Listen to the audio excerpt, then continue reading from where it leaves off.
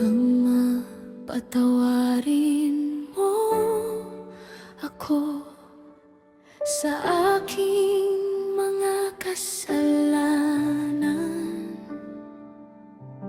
Tulungan mo akong magbago at papurihan ka habang buhay. Wala akong ibang maihahandog kundi ang ikaw ay paglingkuran. Ilawan mo sana ang aking daan, gabayan mo ko sa aking mga lalakaran. Salamat, Ama, sa iyong pagmamahal.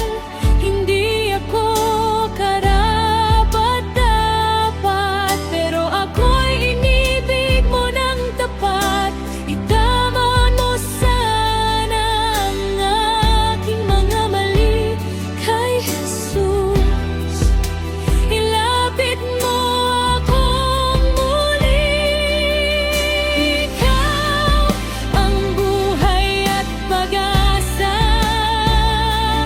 si Jesus, at ikaw ay isa.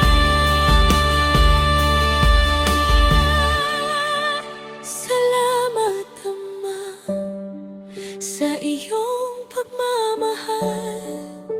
Hindi ako karapat-dapat, pero ako'y inibig mo ng tapat. Salamat.